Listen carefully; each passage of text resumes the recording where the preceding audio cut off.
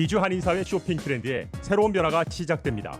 미주 한인들을 위한 아마존 스타일의 홈쇼핑이 탄생했습니다. 최신 트렌드에 맞는 발빠른 상품 업데이트로 언제든 최신 상품의 쇼핑이 가능하고 까다롭고 엄격한 제품 선정을 통해 최상의 품질을 보장합니다. 인터넷이 어렵다고요? 친절하고 전문적인 고객 서비스에서 상담부터 결제까지 도와드립니다. 로그인 필요 없이 복잡한 주문 프로세스를 모두 없앴습니다. 이제 한국 제품 미국 내 쇼핑은 한국 홈쇼핑이 최고입니다.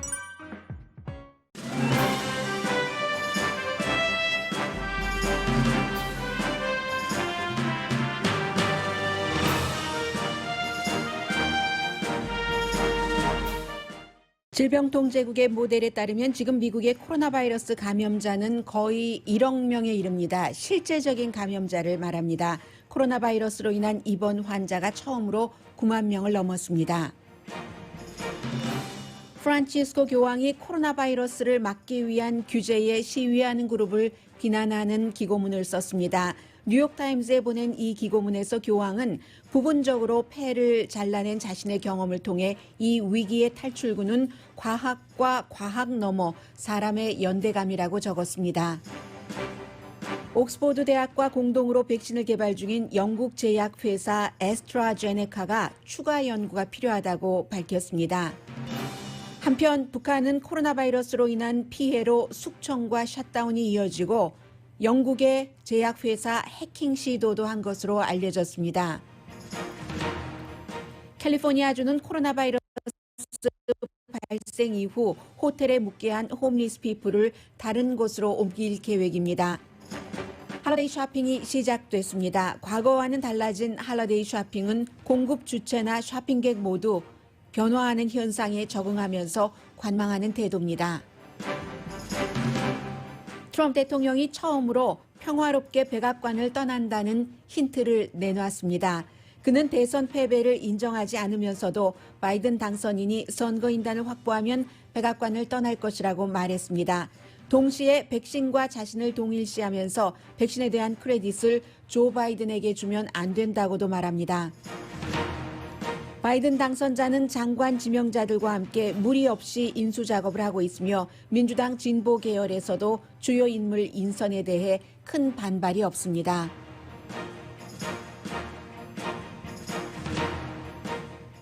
여러분 안녕하십니까? 오늘의 미국 강혜신입니다. 이제 코로나 바이러스는 굉장히 중대한 이슈가 됐습니다. 세계 모든 사람들에게.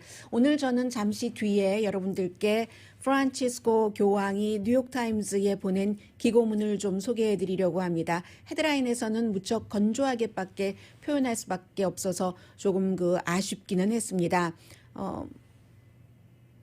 지금 국제 정세이기도 하고요.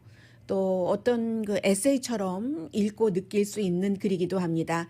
기본적으로는 지금 정부의 모델을 보면은 이 정부 모델이라는 것이 질병통제국의 모델입니다. 그래서 항상 이런 의료 관련이 어떤 힘을 갖게 되려면은 전문 잡지의 논문으로 실려야지 되죠. 해서 전염병 임상 실험이라는 그런 학회지에 실린 것에 따르면 실제로 9월 달에는 미국 사람들이 5,300만 명 정도가 감염이 됐고 지금은 감염자가 1,300만 명이 조금 안 되는 것으로 실제적인 숫자는 나왔잖아요. 그러나 테스트를 하지 않은 사람들도 있고 하기 때문에 실제 데이터가 5,300만 명이 9월 달이었는데 그러면 지금은 거의 지금 1억 명 정도는 된다. 5월 달에 5,300만 명 정도, 5,290만 명 정도가 감염됐다고 했을 때 현실에서 테스트를 하고 감염자 숫자를 쟀을 때요. 그때 이제 실험실에서는 그것보다 더 나왔고 실제로는 지금 9월이 아니라 11월 말이기 때문에 거의 1억 명 정도는 어떤 영향을 받고 있지 않은가. 굉장히 중요한 문제이기는 합니다만은 어린아이들은 별 영향 없이 지나가고 하니까 많은 분들이 분들이 실제의 그 생활을 하시면서 나도 그때 조금 이상했었던 것 같아. 배도 아팠고 뭐 기운도 없었고 이런 얘기를 하시는 분들이 굉장히 많으신데요. 전문가들도 그에 가깝게 보고 있다는 겁니다. 예를 들어서 아직도 그 한인분들 가운데서 질병통제국이 코로나 바이러스로 인한 사망자가 10,000명 미만이라고 하는데 언론들이 다 거짓말을 한다고 하시는 분들이 계시는데 그런 분들은 그렇게 얼토당토 않은 얘기를 어디서 정말 이런 경우는 주워 들었다고밖에 말할 수 없습니다. 주워 들으셨는지 모르지만 지금 10,000명 미만이 사망한 것이 아니라 사망자도 실제의 사망자인 지금 26만 명이 넘었습니다. 이것보다 훨씬 많을 것으로 그렇게 전문가들이 보고 있습니다. 앤서니 파우치 박사도 팬데믹은 코로나 바이러스는 크리스마스 즈음에서 나아지지 않을 것이다. 내년 새해에도 처음 시작할 때 나아지지 않을 것이다 라고 경고를 했습니다. 지금 백신에 대해서 굉장히 많은 기대들을 하고 있는데 영국 백신 같은 경우는 구체적으로는 뭐 전문가들이야 다 잘 알겠지만 저희야 뉴스를 전해드리는 입장이니까는요. 얼마 전에 발표하기를 뭐 한 번 이 그 백신을 복용이 아니라 백신을 투여를 하면은 뭐 62% 정도 효력이 있고 그리고 또 다시 하면은 90%까지 효력이 있다 했는데 이 실험이 좀 추가적으로 필요하다 하는 얘기를 하고 있거든요. 지금 그러니까 이 백신도 지금 완전하지 않을 수도 있고 더 좋아질 수도 있고 사실은 뭐 95% 이상 효력이 나올 수도 있고 그러나 모든 것이 지금 뭐 어느 한 군데도 완전한 것이 없는 상태에서 유럽 같은 경우는 이미 락다운을 더 많이 해나가고 있는 모습입니다. 미국도 너무너무 중요하고 특히 이제 추수감사절에 가족들과 같이 만난 분들도 무척 많으시고 주에서 주에 경계를 넘어서 그렇게 다녔었던 분들도 계시기 때문에 당연히 추수감사절 이전보다 추수감사절 이후 12월 달이 되면서 확진자가 늘어날 확률이 훨씬 많습니다. 이제 이쯤에서 우리가 일반인들이 알 수 있는 데까지는 거의 전문가가 됐어요. 오늘 아침에 프란치스코 교황이 뉴욕타임즈에 보낸 기고문을 좀 소개를 해드리겠습니다. 아주 길어서요. 제가 다는 소개해드릴 수가 없는데 프란치스코 교황이 쓴 이 기고문은 위기 때 사람의 마음이 보인다 하는 제목입니다. 팬데믹 이 시대에 우리는 다른 사람의 고통을 짐작해야지 된다. 뭐 이런 평이하다고도 볼 수 있는 건데요.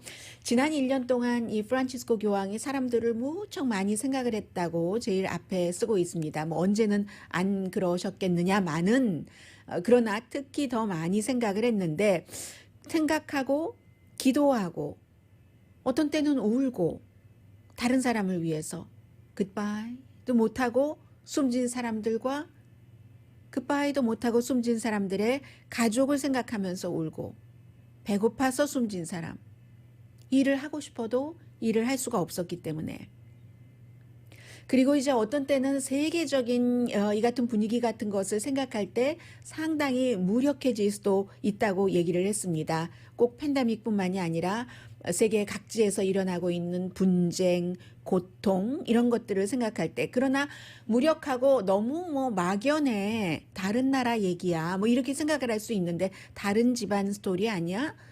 라고 하는데 그런데 그 한 사람 한 사람에게는 전부 너무나 절실한 본인의 인생 스토리라는 거죠. 때로는 영광도 있고 때로는 희망도 있고 절망도 있지만 그런데 사람이 살다 보면 프란치스코 교황이 얘기하기를 누구나 다 정지되는 순간이 있다.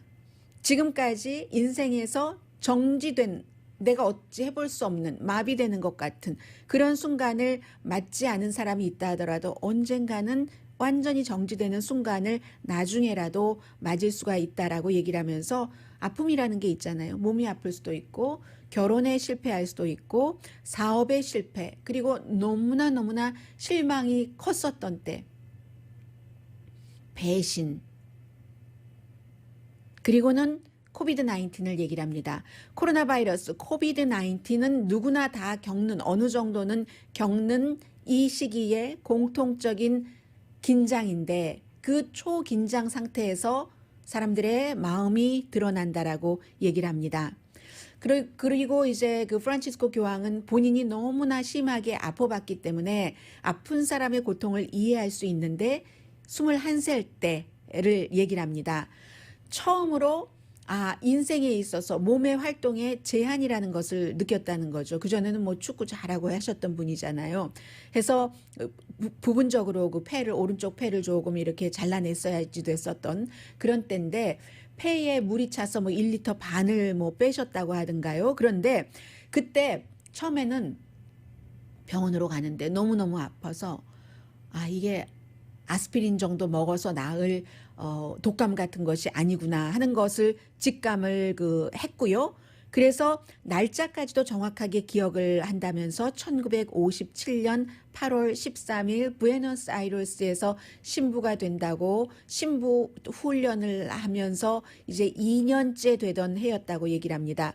너무나 아프고 그때의 그 고통, 외로움, 제한적인 것, 이미 21살 때 인생을 보는 눈이 달라졌다고 얘기를 합니다. 내가 살지 죽을지 모르는 채. 의사도 no idea. 엄마를 허그하면서 엄마 내가 정말 지금 죽어가고 있는 것이라면 말해주세요. 내가 죽는다면 말해주세요. 이 심정 이해하시죠? 왜 그러는지.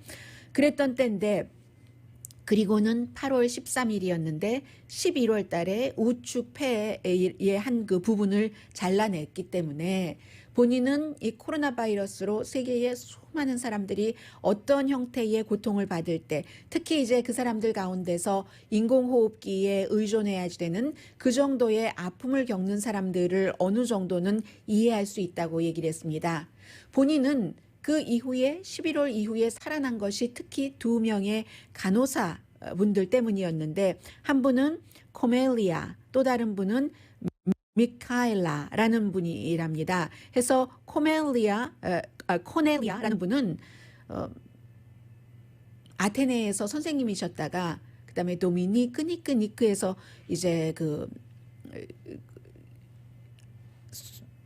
어떠한 그 수녀와 연관된 그런 그 스토리가 있었고 아르헨티나에서 간호사가 되신 분이랍니다. 그런데 이 그 코넬리아 간호사는 의사가 이 그 젊은이에게 약을 얼마큼 처방을 해라 했는데 지금도 이런 것이 가능한지 모르겠어요. 그 처방 전에 2배를 했다는 거죠. 거의가 뭐 페니실린이라든가 아니면 뭐 스테렙토마이신 그런 종류였는데 이 간호사가 의사보다 환자의 고통과 환자의 상태를 훨씬 더 많이 봤기 때문에 의사가 이만큼 해라 했는데 그 의사의 처방 전에 2배를 본인에게 줬다는 얘기입니다. 그리고 또 다른 간호사인 미카엘라 간호사는 너무너무 이 교황이 아파하니까 21살 청년이 진통제를 이 정도가 되면은 페인킬러를 2배를 줘야지 돼. 페인킬러를 그러니까 뭐 4시간 만에 주라고 했으면 그보다 더 자주 줬다는 거예요. 페인킬러건 페니실린이건 이 2명의 간호사가 해서 본인이 21살 때 8월부터 11월까지 폐의 부분을 떼내는 그 정도의 고통을 받으면서 생사기로에서 살아야 돼 했을 때 2 간호사가 본인과 함께 병과 싸웠다고 얘기를 합니다. 지금 두 분들은 천국에 계시지만 그게 느낀 것이 과학도 그 당시에 이미 알게 됐고 과학 너머에도 뭐가 있는 거구나. 다른 사람에 대한 선의가 있을 때 간호사가 젊은이에 대한 선의가 있고 의사보다 현실 파악이 더 잘 됐을 때 또 용기가 필요하고요. 그때의 용기를 현명함이라고도 얘기를 했는데 그 같은 의사의 과학과 간호사의 선의와 용기라는 현명함이 나를 살렸다라고 얘기를 하고 있습니다. 그래서 이러한 것들이 코로나 바이러스 시대에도 필요하다는 겁니다. 지난 몇 개월 쭉 기도를 하면서 많은 의사, 간호사, 그리고 이제 그 케어기버 이런 분들의 그 사랑, 희생 같은 것을 본인은 막연하게 느끼는 게 아니라 정말로 잘 다시 한번 되돌아보게도 됐다고 하면서 인생을 살 때 짧게 살고 가치 있게 살 수도 있고 아니면 뭐 그럭저럭 살면서 나만을 위해서 살 수도 있다라고 얘기를 합니다. 그런데 이러한 경우에 그때의 간호사나 지금의 많은 분들, 집에도 못 가고 어린아이들이 있는데 간호사가 간호사의 직분으로 병원에서 코로나 바이러스 환자를 치료하시는 분들 많이 계시잖아요. 그런 분들을 프란치스코 교황은 우리 이웃집의 성자, 세인트라고 표현을 했습니다. 마음을 주는 성자다. 그리고 코로나 바이러스에 대해서 그분들이 항체다라고 얘기를 하면서 이러한 때에 우리는 그 삶이 우리에게 준 선물이라는 것을 기억해야지 된다라고 얘기를 하셨습니다. 대부분의 정부는 책임 있게 일을 했다. 물론 예외는 있지만 이라고도 얘기를 하셨습니다. 미국과 다른 나라에서 그렇지만 그 사회적인 거리를 하라는 것, 거리두기, 마스크 쓰는 것, 스테이 앳 홈 하라는 것, 여기에 대해서 내 자유가 중요하지 하면서 시위하는 사람들을 비난을 했습니다. 개인의 자유를 내세우는 것은 너무 쉬운 일이라고 말을 합니다. 그런데 코로나 바이러스라는 게 너무나 특별하기 때문에 조금만 덜 이기적이면 다른 사람의 고통을 알게 된다면 하면서 독일의 그 철학자 얘기도 했어요. 그 프리드리히 필더린의 얘기, 아폴로와 동일시되는 그런 그 히페리온 얘기도 쭉 하면서 언제나 길이 있다. 코로나 바이러스 사태에도 위험이 있는 곳에는 언제나 세이빙 파워가 있다.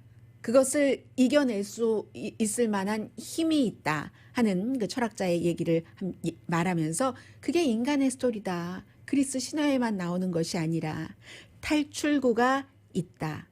그런데 이 탈출구라는 것은 코로나 사태를 더 좋게 빠져나가려면 사람들이 먼저 알아야 되는 것이 우리는 공통의 운명이다. 나 혼자가 아니라 내 개인의 자유를 지킨다고 마스크 안 쓰고 하는 것이 아니라 공통의 운명을 알아야 되고 그 공통의 운명이라는 것이 목적지가 같다는 것을 알고 그 목적지는 혼자 갈 수 없다는 것도 인식을 해야 된다는 얘기를 합니다. 서로 엮여 있다는 것. 그것을 연대감이라는 미국 단어로 표현을 했습니다. 연대감은 어떤 너그러움, 관용 이런 것보다는 행동을 더 필요로 하는 것이 연대감이다. 그러니까 우리는 연대해야지 코로나 바이러스에서 탈출을 할 수 있다는, 같이 묶여 있다는 운명적인 이런 것을 인식을 하면서 그게 더 좋게, 더 낫게 인간 미래를 어떠한 build라는 단어를 썼습니다. 새롭게 이어갈 수 있다라고 얘기를 했거든요.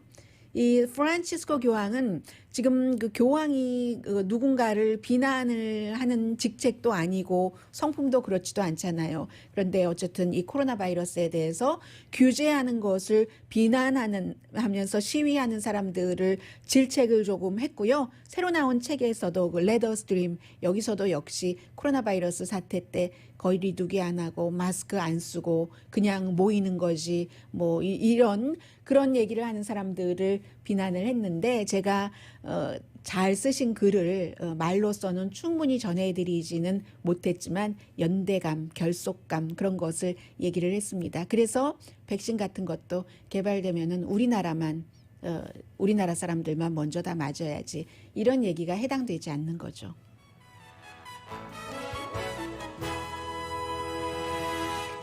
오늘의 미국은 전문가가 추천하는 이민법, 가정법 전문 제인정 종합법률사무소, 미주류 언론과 유명 인사들을 감동시킨 미주 판매 1위 카후나 마사지 체어, 한인 기업의 자랑 카후나 마사지 체어, 갤럭시 거위털 이불은 소문난 기능성 거위털 이불, 거위털 이불 전문 회사 코지다운, 언제 어디서나 내 맘대로 골라보는 한국 TV, 한국 쌍방울이 만든 최고의 K94 방역 마스크 트라이를 미주 최초로 출시한 한국 홈쇼핑 공동펀입니다. 요즘에 이제 미국에 아주 빡빡했었던 4년이 조금 풀어지는가 봐요. 제가 방송하다가 자꾸만 이 노래도 생각나고 저 영화도 생각나고 하는 거예요. 프란치스코 교황이 연대감을 얘기를 하셨잖아요. 연대감 하니까 닥터 지바고가 생각나는 거죠. 닥터 지바고는 아내하고는 그런 연대감이 있고 라라하고는 이런 연대감이 있고 그 두 가지의 다른 색깔의 연대감은 둘 다 사랑이고 항상 행동이 따르는 것이잖아요. 코로나 바이러스 말씀을 드리면서 아무튼 연대감 닥터지바고가 생각이 났습니다. 잠시 뒤에는 다시 정치로 돌아갑니다. 라디오 서울 방송 오늘의 미국 듣고 계십니다. 네, 어제 그 트럼프 대통령이 이 얘기한 것이 이제 평화롭게 권력 이양을 하겠다는 것에 힌트로 받아들이고 있기 때문에 미국뿐만이 아니라 세계에서 굉장히 주목을 했습니다. 추수감사절이 되면은 지난 3번은 트럼프 대통령이 전부 그 플로리다주에 있는 자신의 그 리조트 별장 마을라고 여기에 갔는데 어제는 그 워싱턴에 있었습니다. 그래서 이제 해외에 파병된 그런 그 군인들에게 어떤 메시지를 보내고 그리고는 처음입니다. 기자회견은 뭐 몇 번 하기는 했어요. 기자회견이라기보다는 어떠한 그 대통령의 발표가 있었고 선거가 끝난 이후에 말씀을 드리는 겁니다. 11월 3일이었고 어제가 11월 26일이었으니까 23일 만에 기자들의 질문을 받았습니다. 그런데 그 기자들의 질문에서 처음으로 여러분들께서 가장 궁금해하셨던 부분 가운데 하나를 대통령이 답변을 했습니다. 뭔가 그 패배를 시인하는 것 자체가 굉장히 그 어렵다는 얘기는 트럼프 대통령이 했어요. 그리고 중간에 이제 기자와 옥신각신하면서 대통령에게 그런 태도로 말하지 말아라 뭐 그런 얘기도 했고요. 그러나 결국은 선거인단의 수가 확보가 되면은 내가 그 백악관을 떠난다 그런 얘기를 트럼프 대통령이 했거든요. 한번 들어보시겠습니다. 조금 모양새가 이상하기는 한데요. 한번 들어보실까요, 일단? Hard thing to concede because we know there was massive. 네, it's hard. 굉장히 그 패배했다고 승인하기는 어렵다라고 하면서 계속 왜냐하면 부정투표니까라고 강조를 합니다. 그랬더니 기자가 물어봐요. 그래도 선거인단 표가 확보가 되면 어떻게 할 것인가? It's going to be a very hard thing to concede because we know there was massive fraud. So as to whether or not I can get this apparatus moving this quickly, because time isn't on our side, everything else is on our side, facts are on our side. This was 모든 게 다 우리 사이드였는데 왜 우리가 should never take 졌느냐? place in this country. We're like a third world country. We have machines that nobody knows what they are. 제3세계처럼 뭐 머신이고 뭐고 부정선거가 많이 이루어졌다는 얘기를 했습니다. 그러면서 이제 기자가 계속 아니 그게 사실이 그게 아니고 뭐 이렇게 얘기하니까 lightweight이라고 표현을 하면서요. 대통령에게 그렇게 말을 하면 어떡하냐고 나는 대통령이야 뭐 이렇게 화낸 적도 있고요. 그리고 나서 그 사람에게 그 기자에게 더 이상 그 질문을 할 기회를 주지 않고 답도 안 하고 다른 사람 질문해 다른 사람 하고 해서 또 다른 기자가 질문을 했습니다. So if the Electoral College does elect President-elect 이런 질문이에요. 똑같은 다른 사람이 했는데도 다른 기자도 똑같은 질문을 했습니다. 만약에 선거인단이 이 바이든에게 그렇게 선거를 하면은 그러면 어떻게 하겠는가? are you not going to leave this building? Just so you, certainly I will. Certainly I will. And you know that. 네, 그 분명하게 certainly I will 분명하게 백악관을 떠난다. 분명하게 백악관을 떠난다. 당신도 알고 있지 않느냐라고 얘기를 했습니다. 그러니까 대통령은 지금 선거에 졌다고 승복하지는 않으면서 백악관은 떠난다고 말합니다. 선거에 졌다고 생각하지 않는 트럼프 대통령이 백악관을 떠난다고 생각하기는 상당히 힘들고요.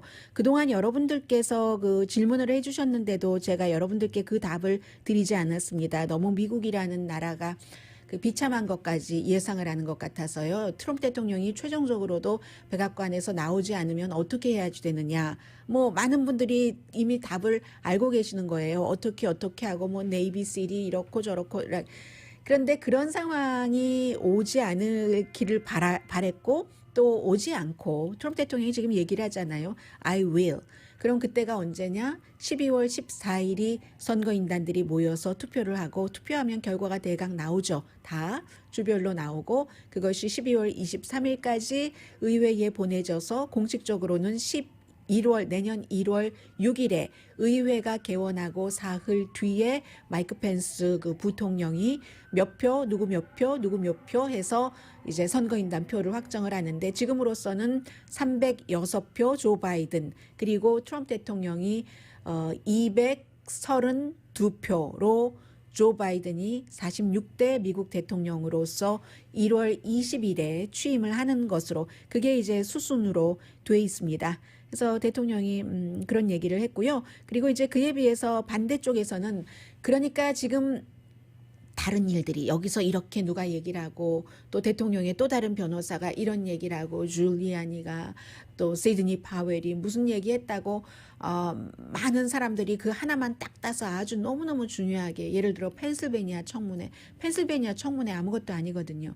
왜 아무것도 아니라고 말씀을 드리냐면 그것은 공화당에서 트럼프 대통령을 지지하는 사람들끼리의 어떠한 자신들의 모임이지 그게 펜실베니아의 민주당과 공화당 뭐 주지사 다 합쳐서 이번이 뭐 이게 부정선거야 이렇게 얘기하는 게 아니거든요. 그리고 그 같은 공화당의 주장 히어링이라는 이름으로 돼 있지만 법과는 아무런 상관없는 히어링입니다. 그렇기 때문에 의회에서 하지도 않았잖아요. 이 뭐 게티스버그에 있는 호텔에서 이루어졌고 대통령도 그 주변 사람들이 말리니까 거기에 참여는 하고 싶었는데 참여를 안 했고 미리 준비된 녹음도 없고 휴대폰으로 스피커폰에 대통령이 전화를 해서 마이크에다가 이렇게 들이대면서 얘기를 했었던 것이기 때문에 중요한 게 아닙니다. 하나도 중요하지 않고 그로 인해서 선거 결과가 바뀔 리가 없습니다. 아무리 한국에서 유명하고 뭐 무슨 미국 문제 전문가다 하면서 얘기하는 사람들이 이게 중요하다, 바뀔 수가 있다, 앞으로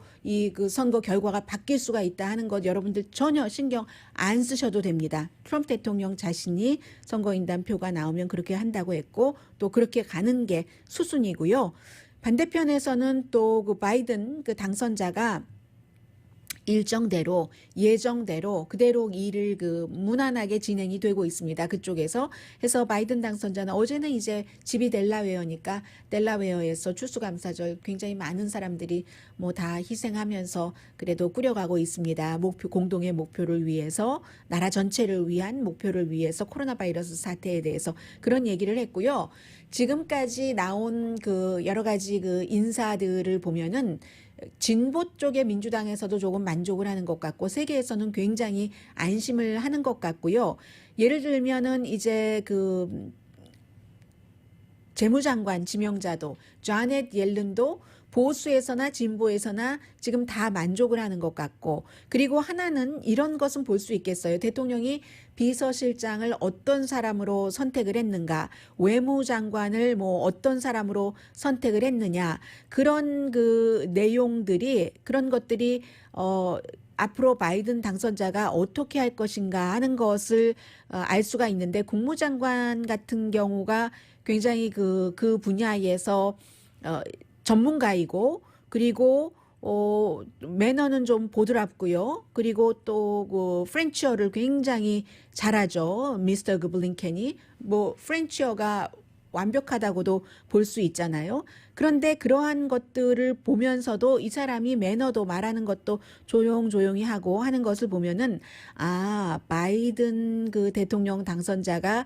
본인이 대통령이 됐었을 때 외교를 직접 그 챙기겠다는 거구나 하는 것을 알 수가 있습니다. 앤서니 그 블링켄이라는 사람의 면면을 보면은요. 과거에 부통령 시절에 비서실장을 지냈지만 아는 것이 너무너무 많으면서도 조용조용 그렇게 일하는 사람입니다. 그것 하나가 이제 조금 더 눈에 띈다고 할 수 있겠고요. 외교를 직접 챙긴다는 것.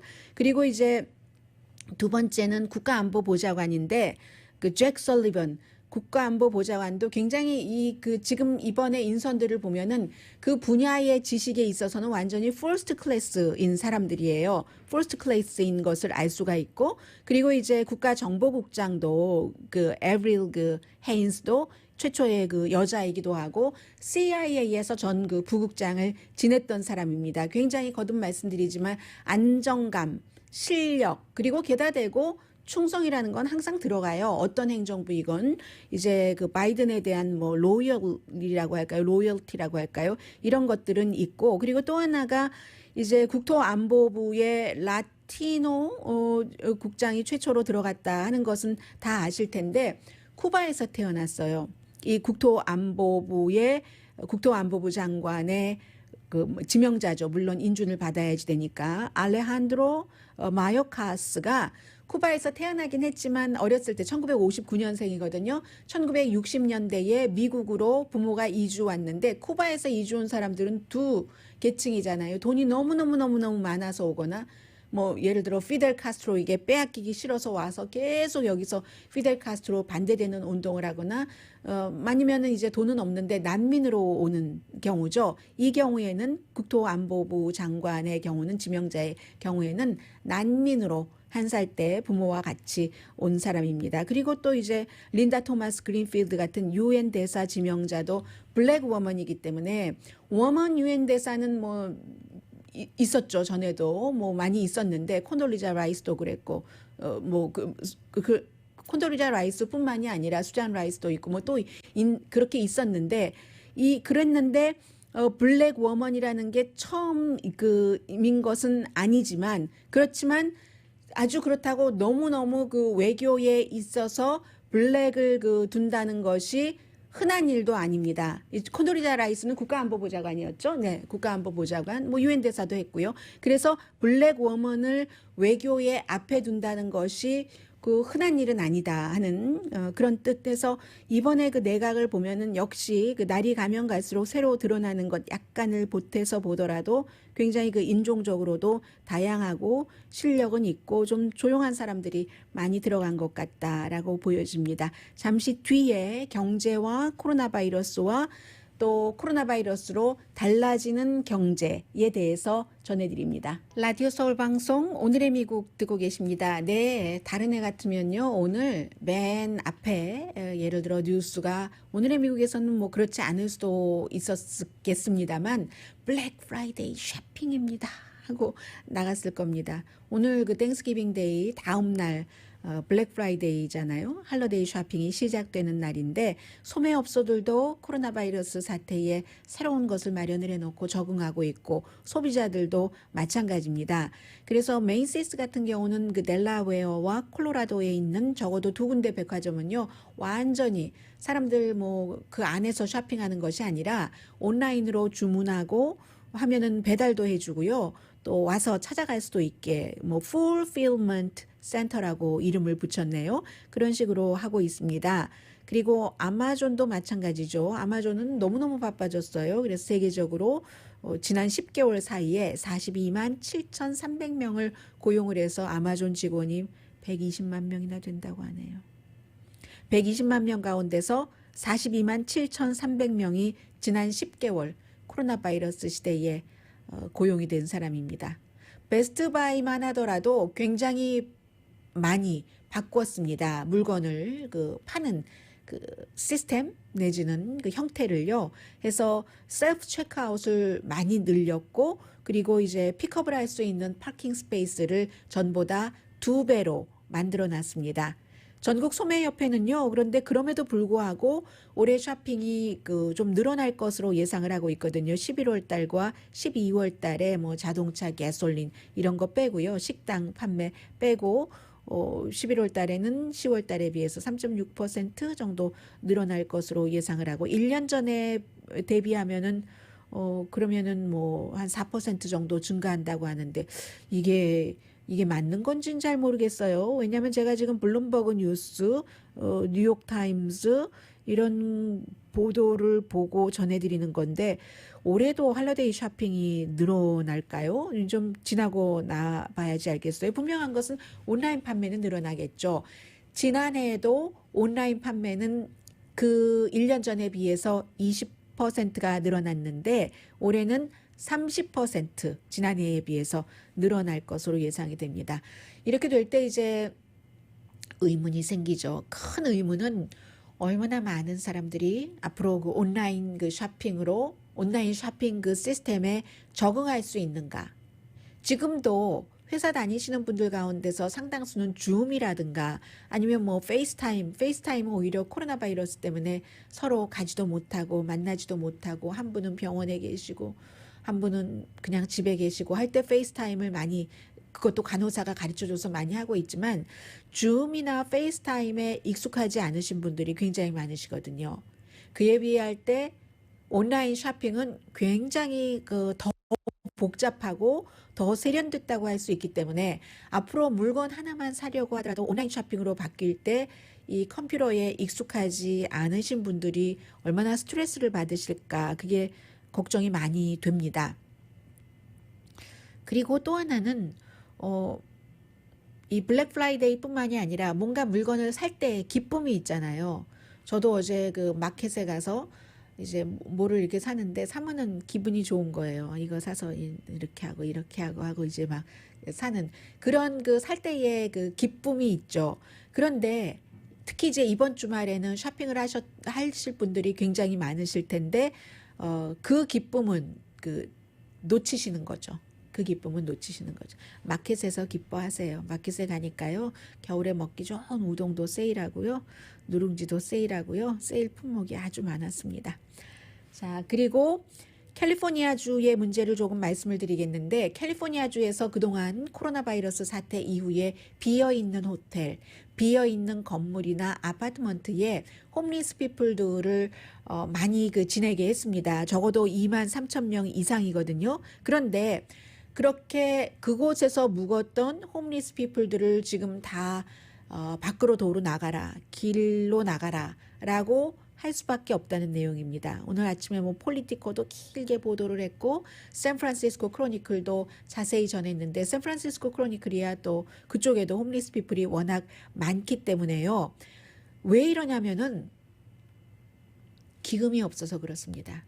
연방 정부에서도 뭔가 도와줘야지 이분들을 쉘터잖아요. 일종의 이 쉘터에서 지낼 수 있게 하는데 프로그램 이름이 프로젝트 롬키 말고도 다른 프로젝트도 있는데 기금이 이미 다 떨어져서 당장 5,000명 정도는 쉘터를 떠나서 밖으로 나간다는 얘기가 되는 겁니다. 샌프란시스코는 이미 지난 9월 달부터 조금씩 홈리스 피플들을 호텔이나 빈 건물에서 살게 하다가 밖으로 내보냈는데 한 달에요. 샌프란시스코 크로니클 보도 보니까 이렇게 지탱을 하려면 1,800만 달러 정도가 들었었답니다. 그동안에. 그런데 만약에 이게 바이든 행정부가 들어오고 자넷 옐런 재무장관과 또 제롬 파웰 그 연준 의장이 여러 가지가 다 맞고 또 공화당 민주당 서로 합의를 해서 경기부양책하고 경기부양책에 이런 데다가 배분하는 돈도 쓸 수 있게 나온다면 모르지만 그렇지 않으면 이것도 지금 큰 문제가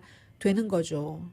캘리포니아주에 전체적으로는 그 홈리스 피플이 15만 명 정도가 있고 로스앤젤레스에 7만 명은 아니고요. 6만 5천 명 이상 있는 것으로 전해졌는데 이것도 1월 달 통계니까 1월 달 그 이후에 홈리스 피플이 되신 분들이 얼마나 많으시겠어요. 한 가지가 아니라 이 프란치스코 교황이 얘기한 것처럼 여기저기가 다 엮여 있어서 연대감이라니까는요.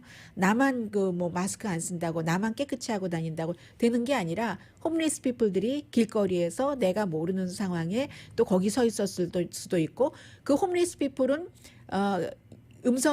양성이 아니었는데 내가 나도 모르게 양성이어서 내가 지나간 곳에서 홈리스 피플이 와서 또 집단적으로 감염할 수도 있고 연대라니까는요. 큰일이에요 지금. 라디오 서울 방송 오늘의 미국 듣고 계십니다. 오늘 북한에 관한 그 뉴스가 여러 이슈에서 여러 방면에서 나왔는데 우선 그 한국의 정보국이 국회의원들에게 브리핑했다는 것도 이것도 조금 이제 달라지는 겁니다. 트럼프 시대와 바이든 그 시대에 한국의 그 국가정보원이 여러 가지 그 커멘트도 달라지고요. 해서 정보당국은 평양에 외환 거래소 관리를 처형을 했다던가 그 처형 장소에 직접 김정은 위원장이 가 있었다던가 환율을 조절하지 못했다고요. 또 어업과 소금 생산도 중단한다던가 코로나 바이러스와 관련돼서 해수의 오염을 막기 위해서 그렇고 평양을 포함해서 여러 도시가 셧다운 됐다고 하고요. 한국 그 백신 회사 해킹하는 것도 실패했다 하는데 로이터 통신 같은 경우는 영국의 백신 회사도 해킹을 시도하다가 실패했다 하는 내용이 나오고요. 그리고 또 그 바이든 행정부를 굉장히 조금 두려워해서 이 트럼프 대통령과 가까웠었기 때문에 해외 공간에 있는 북한 외교관들에게 미국을 자극하지 말아라 하는 명령을 내렸다는 것도 나오고요. 그리고 지금 굉장히 중요한 내용 가운데 하나가 이란의 핵과학자가 암살된 겁니다. 말하자면. 이란의 서부로 자동차를 타고 어디 가고 있다가 이란의 핵무기에 그야말로 아주 중대한 일을 지금까지 해온 사람인데 총에 맞아서 숨졌다는 겁니다. 그런데 이게 배후에 그 이스라엘이 있을 것이라고 많은 사람들이 생각을 하고 있거든요. 이스라엘의 정보국 모사드 그리고 벤자민 네탄야후가 계속 이런 비슷한 얘기를 해왔기 때문에 사인 같은 것을 해왔기 때문에 그렇게 되는 경우 지금 이란에서 우리는 보복을 하겠다라고 얘기를 했거든요. 지난번에 그 살마니를 미국에서 암살했었을 때 이란이 이렇다 할 보복을 하지 않았었습니다. 그런데 지금 이 시기에 핵 과학자를 암살을 했다는 것은 이게 이스라엘과 이란과의 관계, 중동 관계, 미국과 이란과의 관계에 모두 영향을 미칠 수도 있습니다. 오늘의 미국은 전문가가 추천하는 이민법, 가정법 전문 재인정 종합법률사무소, 미주류 언론과 유명 인사들을 감동시킨 미주 판매 1위 카우나 마사지 체어, 한인 기업의 자랑 카우나 마사지 체어, 갤럭시 거위털 이불은 소문난 기능성 거위털 이불, 거위털 이불 전문회사 코지다운, 언제 어디서나 내 맘대로 골라보는 한국TV, 한국 쌍방울이 만든 최고의 KF94 방역 마스크, 트라이를 미주 최초로 출시한 한국 홈쇼핑 공동폰이었습니다. 10시에 좋은 아침, 좋은 하루 방송됩니다. 여러분 굿바이 소리 하기가 이렇게 힘드네요. 강희신이었습니다.